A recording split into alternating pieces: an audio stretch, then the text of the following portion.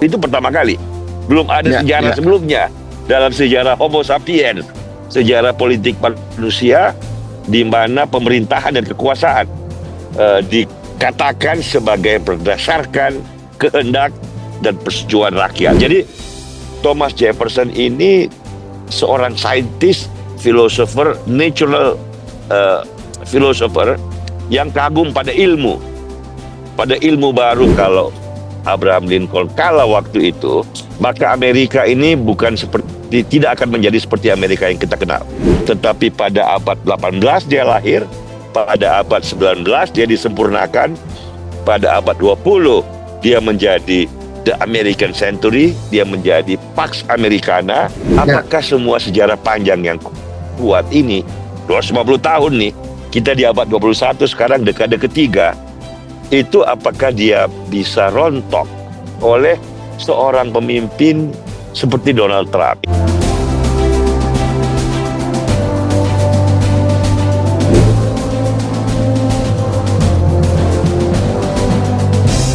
Langkah Donald Trump yang zigzag dan penuh dengan hal-hal yang mengejutkan ya, membuat orang nggak habis pikir gitu, itu membuat orang bertanya-tanya, Amerika yang sekarang ini seberapa jauh akan bertahan dengan adanya Trump ini, fenomena Trump ini? Apakah Amerika bisa runtuh bersama Trump, atau Trump ini ya karena dia presiden yang dipilih 4 tahun ya, habis itu ada pemilu lagi di Amerika, ya dia hanya menjadi bagian kecil saja dari sejarah panjang Amerika. Nah, saya kira pertanyaan tentang bagaimana Amerika itu penting untuk kita lihat sambil melihat masa lalu Amerika.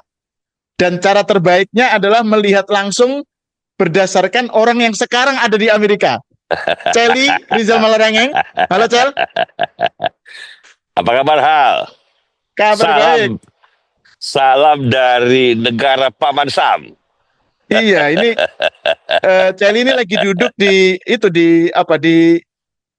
Washington Mall. Latar belakangnya itu ada tugu peringatan Washington ya. Pakai bentuknya Mesir kan, obelisk.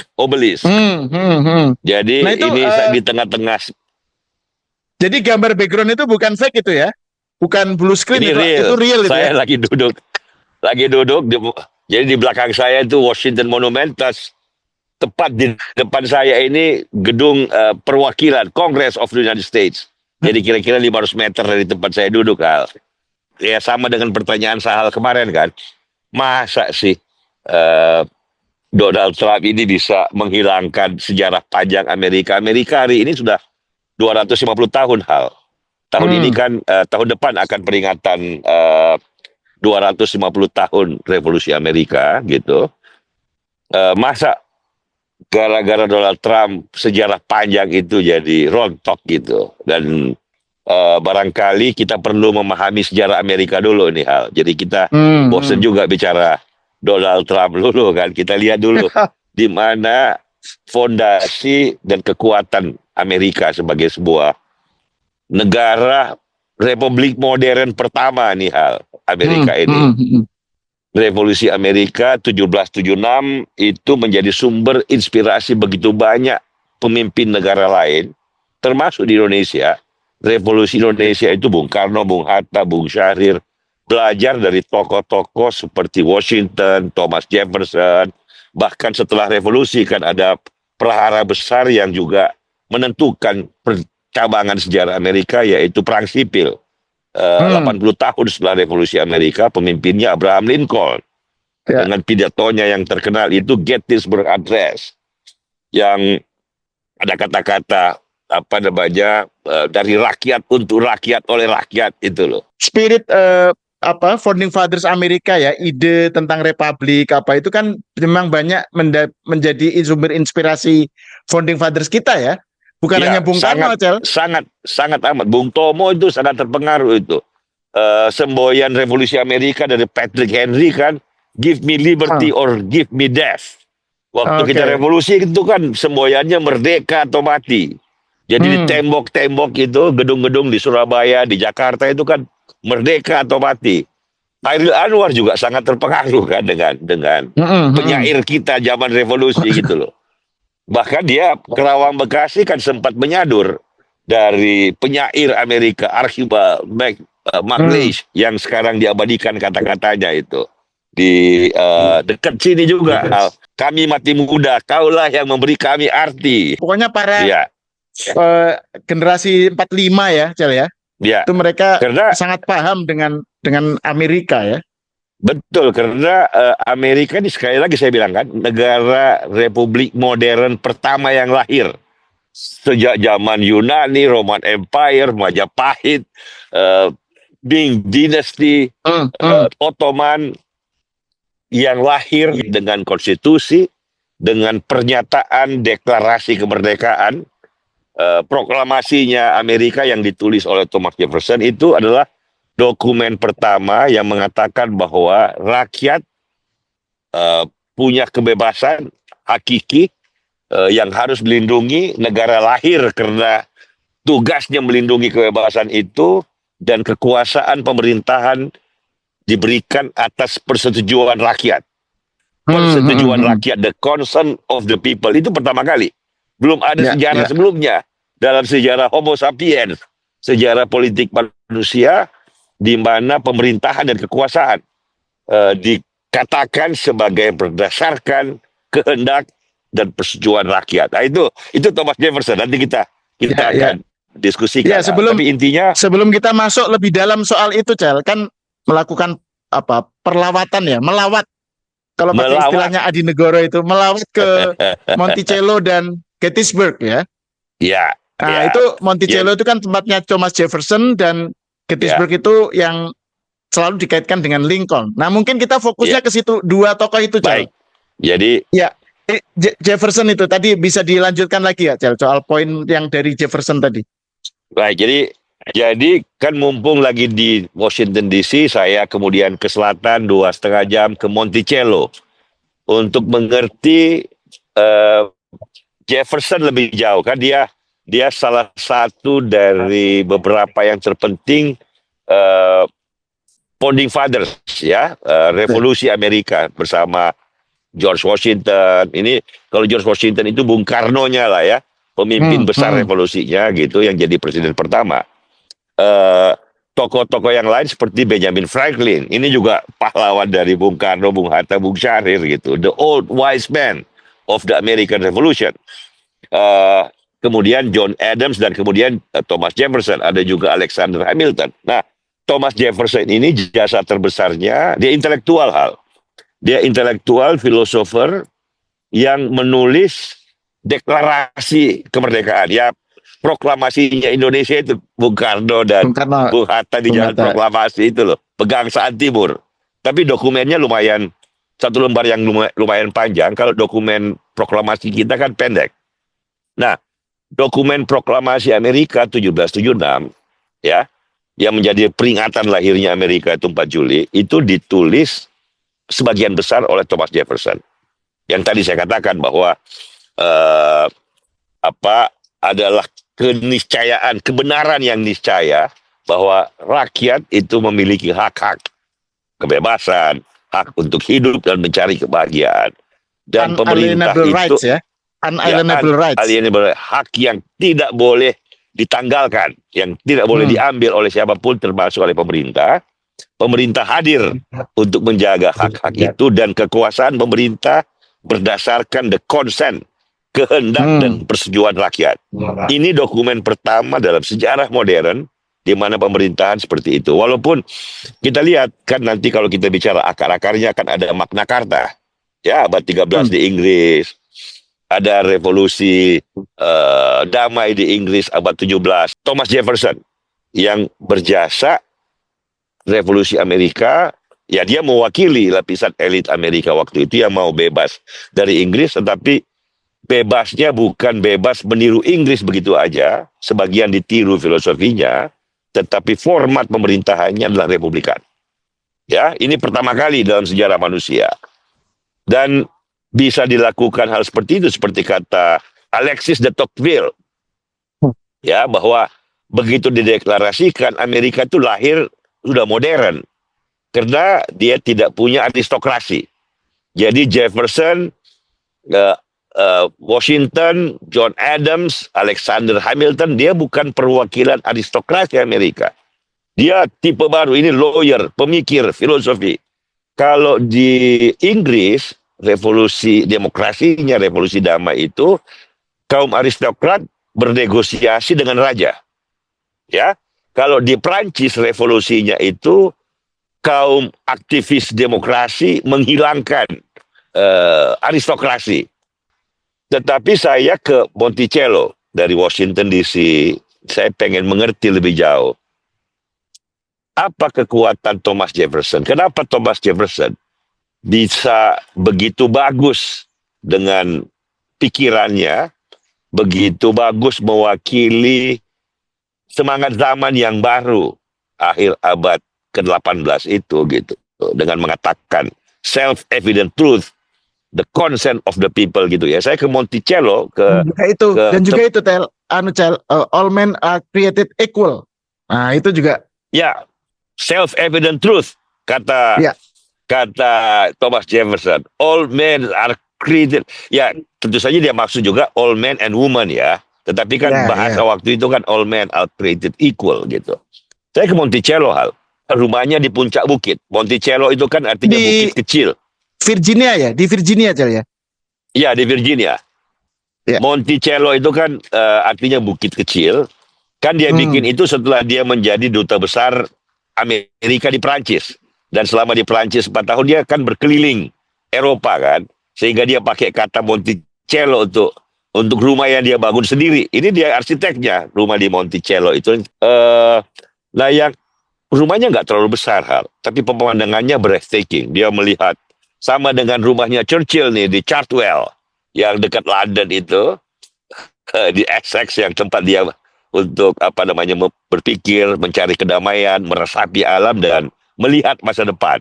Jadi Monticello. Nah, dalam ruang tamu Monticello, saya lihat, saya terkesima. Maksud saya langsung bisa menghubungkan Jefferson dengan zamannya, karena di ruang tamu Monticello itu yang tiap hari dilihat oleh Thomas Jefferson waktu dia hidup dan di rumah yang dirawat dengan baik itu ada 4 foto di dinding utama itu 4 foto. Yang satu foto dari Francis Bacon.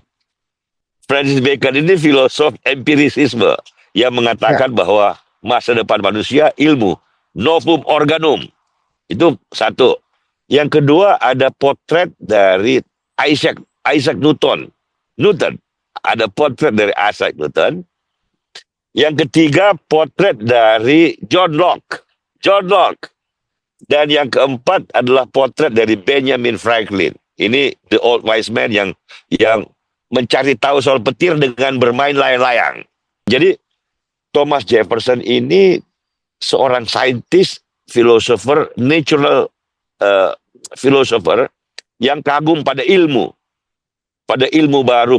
Jadi kalau kita mau mengerti Declaration of Independence Amerika, self-evident truth, the consent of the people, pemerintah yang diberikan mandat untuk menjaga kebebasan itu, kita harus mengerti memang ya zaman itu di mana ilmu pengetahuan baru muncul, di mana Newton menemukan gravitasi, di mana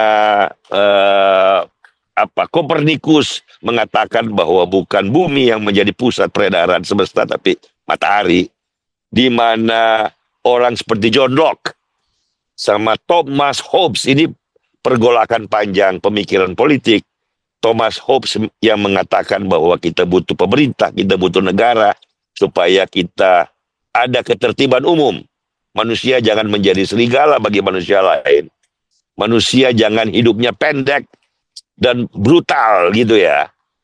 Tetapi oleh John Locke diberi bingkai bahwa pemerintah yes kita butuhkan, tapi harus ada civil society yang kuat di mana individu punya natural rights yang dijaga oleh pemerintah. Nah, warisan kayak gini nih yang diadaptasi dengan baik oleh Thomas Jefferson dalam dia merenung di Monticello itu kemudian menjadi filosofi negara Amerika Serikat yang lahir modern pertama kali sebagai republikan system of government. Nah, kira-kira warisan Jefferson dan kekuatan awal Amerika di situ, Al.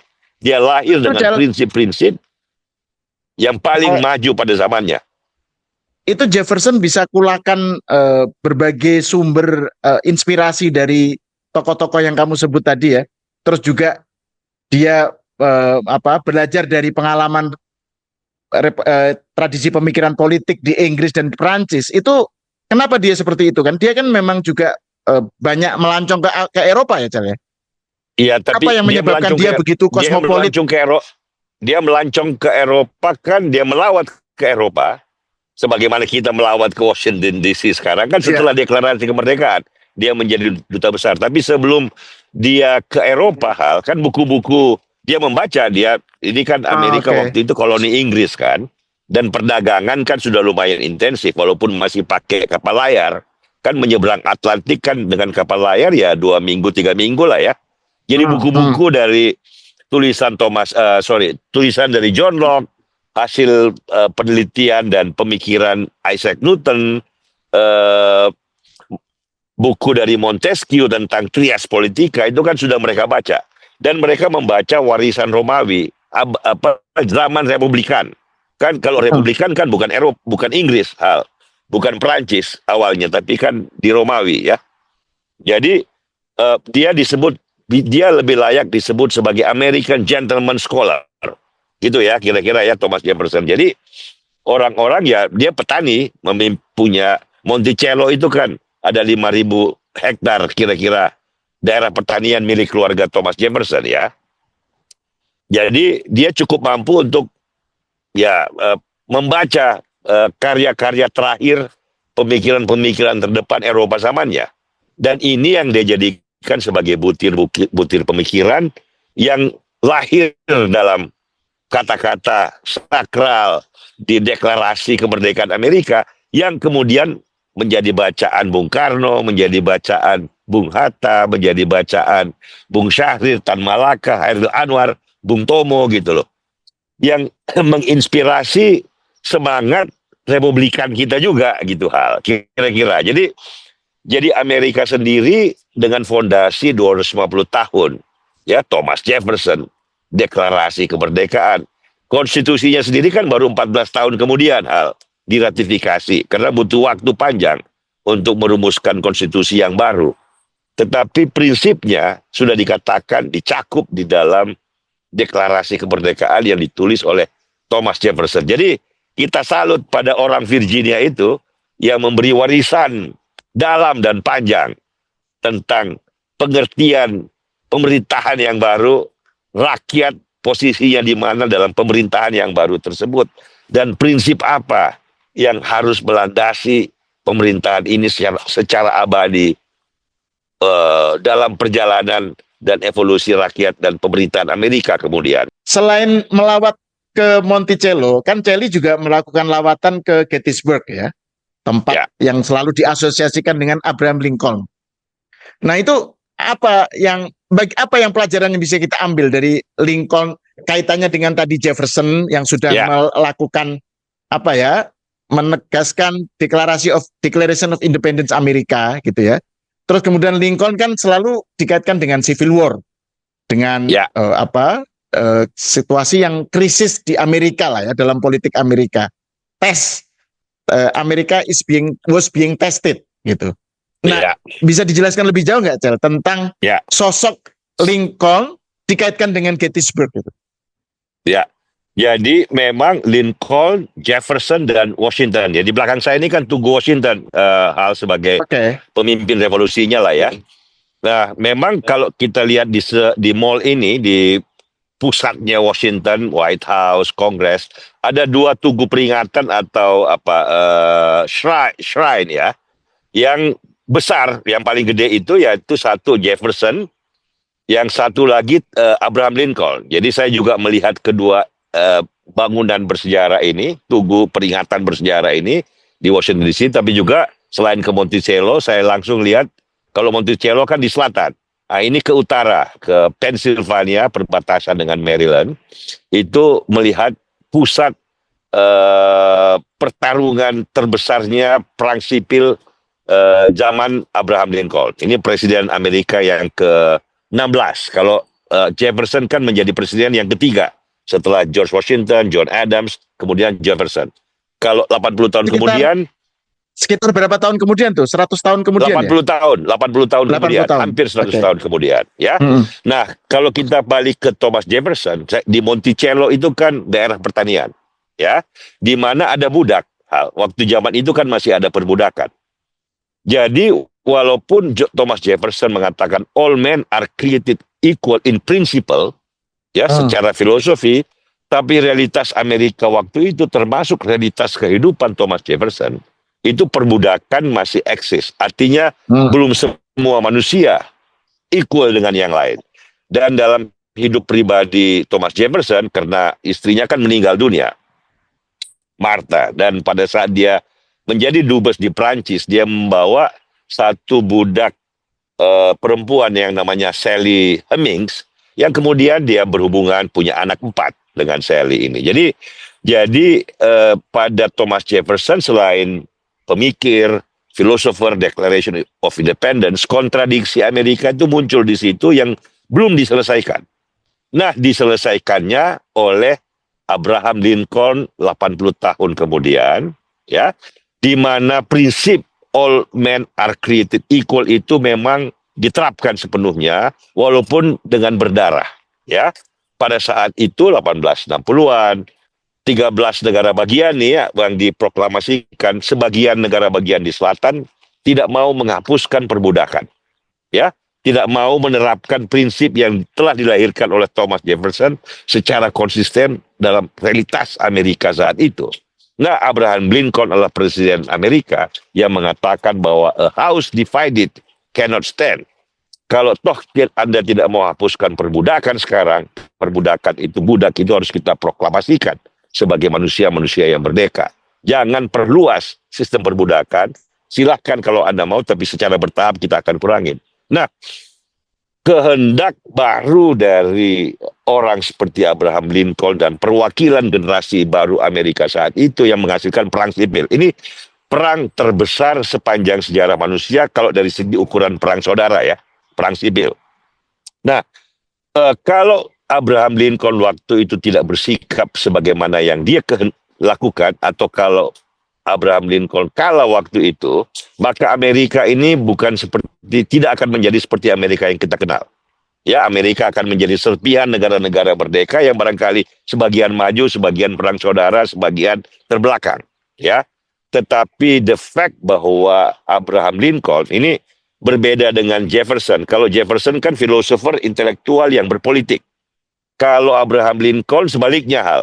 Dia politician yang menulis dengan sangat baik, berpikir dengan sangat baik, dan bisa berpidato dengan sangat baik. Nah, dia inspiring orang-orang sesamanya untuk ikut, ya, karena ini kan masih kontroversial di Amerika waktu itu, untuk ikut pemikiran baru yang menerapkan prinsip equality secara konsisten dengan menghapuskan perbudakan. Nah, 4 tahun mereka berperang, pecah belah negaranya, saudara dengan saudara saling membunuh, saling melawan, pada akhirnya Lincoln dan pasukannya menang. Nah, pada saat dia menang, pertempuran terbesarnya adalah Gettysburg. Saya pergi melihat bagaimana medan perang laga itu. Ini kalau di Jepang, Sakigahara di mana Tokugawa lahir. Kalau di Amerika itu Gettysburg lah. Nah, di situ Lincoln berpidato yang by the people for the people, tetapi dia katakan bahwa kematian begitu banyak anak-anak muda Amerika, kita harus beri makna ke depan untuk terus-menerus memperjuangkan proposisi bahwa negara kita ini lahir karena proposisi bahwa manusia itu lahir dengan merdeka dan sejajar dengan manusia lainnya.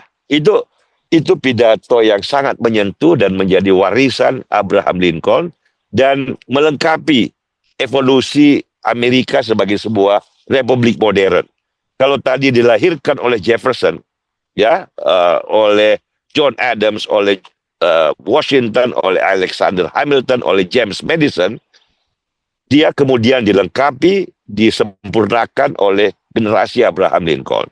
Setelah Abraham Lincoln, Amerika menjadi republik yang kita kenal seperti sekarang, di mana ada prinsip demokrasi yang kuat, di mana bentuk negaranya pelan-pelan menjadi a unified federal state yang kuat dan pelan-pelan masuk ke abad 20 yang menjadi apa yang kita sebut sebagai the American Century, Hal. Nah, ini penting nih untuk melihat, karena Amerika kan menjadi negara terkuat terdepan abad 20, pada abad 20.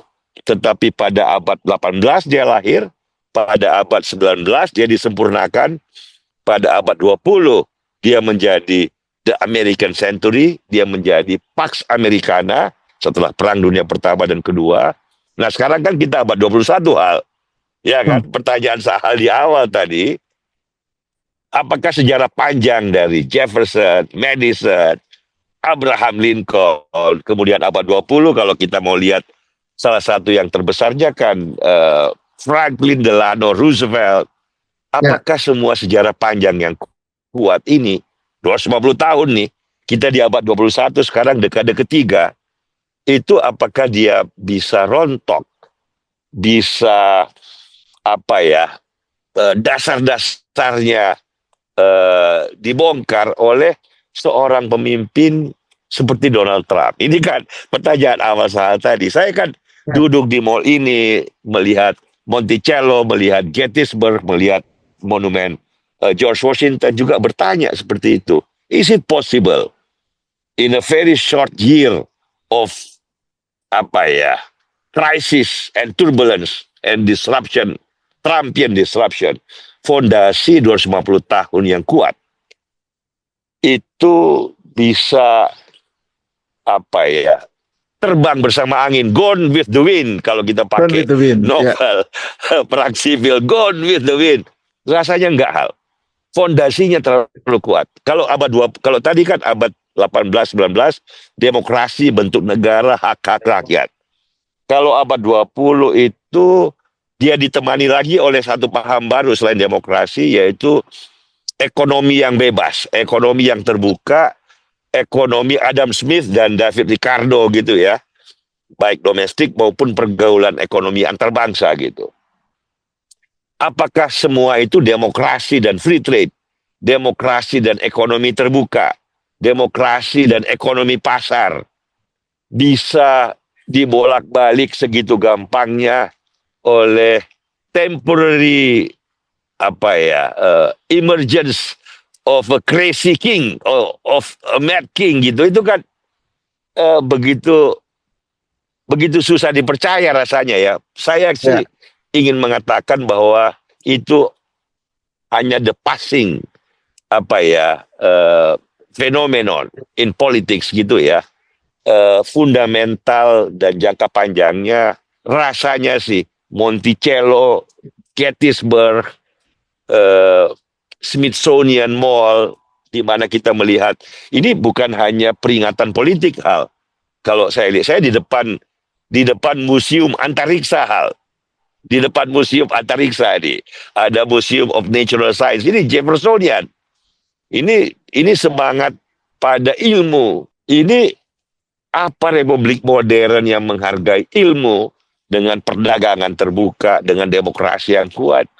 Ini kalau orang bilang the beginning of the end. Kalau ini ungkapan Churchill nih.